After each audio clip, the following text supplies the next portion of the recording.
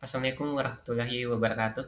Kami dari kelompok 9 akan mempresentasikan implementasi kriptografi blockchain, tanda tangan digital, dan enkripsi end-to-end. Adapun anggota dari kelompok kami ada Wildana Senapitra dengan NIM D121221046, Selwin Saputra dengan NIM D121221047, dan Andi Royhan Nafilah Palongi dengan NIM D121221064. Pertama, kami akan menjelaskan tentang blockchain. Apa itu blockchain? Blockchain adalah teknologi penyimpanan data terdesentralisasi yang aman, transparan, dan sulit diubah. Blockchain ini memiliki beberapa karakteristik, yakni berbentuk chain of block atau berbentuk rangkaian blok yang berantai atau terhubung satu sama lain. Kemudian immutable, yang berarti data di dalamnya sulit diubah karena menggunakan keamanan kriptografi seperti hash. Dan juga decentralized atau tidak berpusat, yang berarti blockchain ini tidak menyimpan data di satu tempat terpusat, namun tersebar luas di jaringan komputer. Kemudian, bagaimana prinsip kerja blockchain tersebut?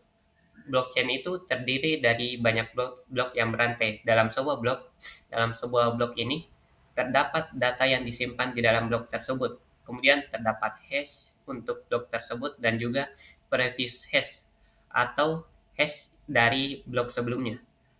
Hash sendiri berbentuk kode yang bersifat unik seperti fingerprint, dan juga jika data di dalam blok diubah, maka hashnya juga akan otomatis terubah. Contohnya ini, jika terdapat rangkaian 3 blok, maka seperti yang dilihat, mereka masing-masing akan memiliki hash dari blok sebelumnya dan juga hash dari blok mereka sendiri. Ini contohnya di sini di blok pertama, dia hash dari blok tersebut akan dimiliki oleh hash blok selanjutnya sebagai previous hash, begitupun seterusnya. Ini membuat blockchain sangat aman karena contoh, jika ada hacker yang mengubah data di salah satu blok, maka hash dari blok tersebut sudah pasti akan berubah. Namun, hash baru tersebut tidak akan sesuai dengan previous hash yang disimpan di blok selanjutnya, sehingga perubahan data tersebut dapat terdeteksi dan blok selanjutnya pun menjadi invalid.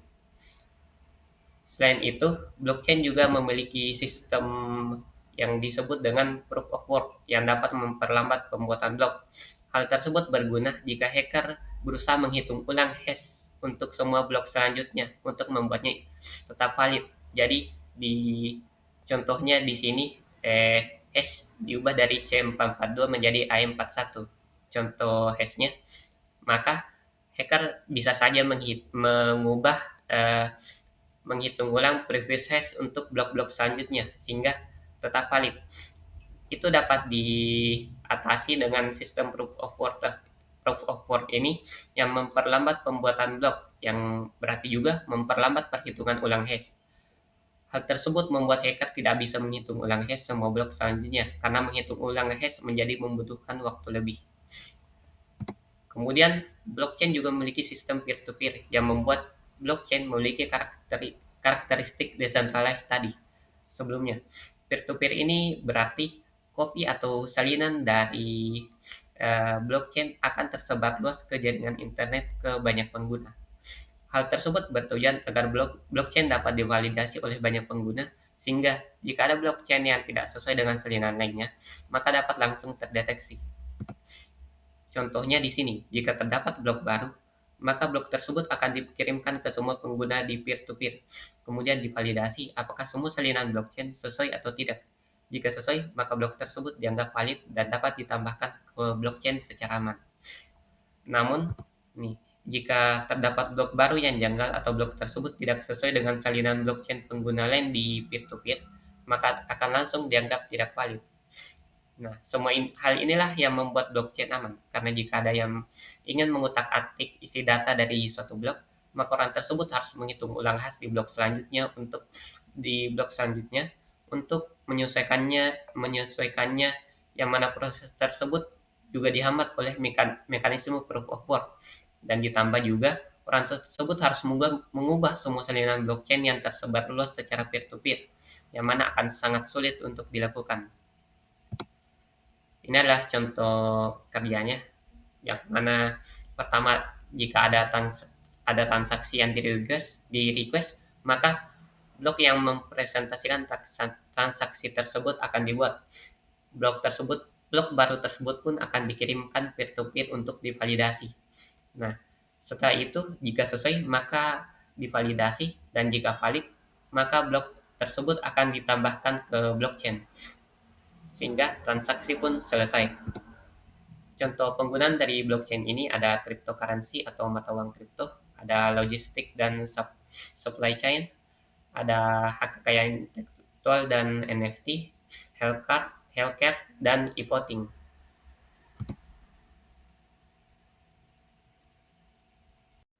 Baik, selanjutnya akan saya jelaskan yaitu tanda tangan digital.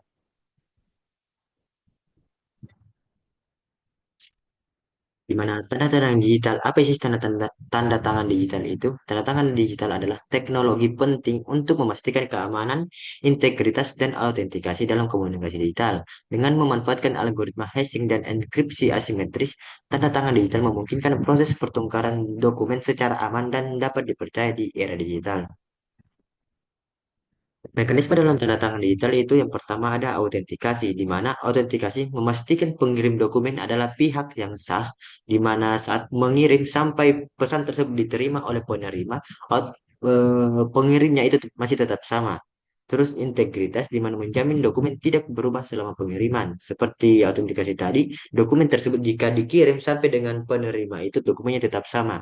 Terus non repudiansi di mana pencegah pengirim menyangkal telah mengirim dokumen tersebut. Seperti yang dijelaskan pada autentikasi, pengirim di sini harus sama dari dikirimnya sebuah pesan sampai diterima oleh penerima sehingga mencegah pengirim menyangkal telah mengirim dokumen tersebut. Selanjutnya untuk algoritma yang digunakan, pertama ada algoritma hashing di mana algoritma ini mengubah dokumen atau pesan menjadi sidik jari digital atau hash value yang unik. Contohnya ada SHA-256 atau Secure Hash Algorithm 256 bit dan Secure Hash Algorithm 3 bit. Terus ada algoritma asimetris di mana algoritma ini dapat melakukan dua. Yang pertama membuat tanda tangan digital dengan mengenkripsi hash value menggunakan kunci privat. Yang kedua memverifikasi tanda tangan digital dengan mendeskripsi hash value menggunakan kunci publik. Contohnya ada RSA atau Reverse Summary Addressing dan DSA Digital Signature Algorithm. Selanjutnya itu prinsip kerja dalam tanda tangan digital yang pertama ada pembuatan tanda tangan digital di mana dokumen asli akan digunakan fungsi hash untuk dienkripsi dan akan digunakan algoritma asimetrik untuk untuk enkripsi menggunakan kunci privat sehingga pesan yang disampaikan itu adalah pesan yang akan dikirim adalah message dan kunci privat. Selanjutnya, jika untuk verifikasi tanda tangan digital di mana dokumen telah ditandatangani, kemudian akan dipecah di mana menjadi dua. Yang pertama ada dokumen asli, akan diperiksa menggunakan fungsi hash. Terus untuk hashnya akan dienkripsi lagi dengan algoritma asimetrik menggunakan kunci publik dari pengirim tadi. Selanjutnya akan dibandingkan jika ada dokumen dan dokumen pengirim dan fungsi dan hash value-nya itu sama, maka dokumen asli. Jika tidak, maka dokumen tidak asli. Selanjutnya itu contoh penerapan di mana Alice di sini mengirim pesan halo dunia, terus akan dilakukan hash satu, kemudian akan dienkripsi menggunakan kunci private, di mana pesan dan kunci private itu akan dikirim ke Bob. Terus sebelum diterima oleh Bob, pesan tersebut akan diverifikasi tanda tangan digital. Nah, di mana pesan tersebut akan dilakukan hash 2, terus akan didekripsi menggunakan kunci publik yang dikirim oleh si Alice tadi. Kemudian pesan dan hash tersebut akan dibandingkan. Jika sama, akan diterima oleh Bob. Jika tidak, maka pesan tersebut dinyatakan tidak asli. Selanjutnya contoh implementasinya di mana eh, tanda tangan digital ini banyak digunakan di beberapa sektor, di mana yang pertama itu dokumen elektronik dan kontrak digital, email dan pesan elektronik, sertifikat digital SSL atau TLS, transaksi keuangan, dan sistem pemerintahan atau e-government.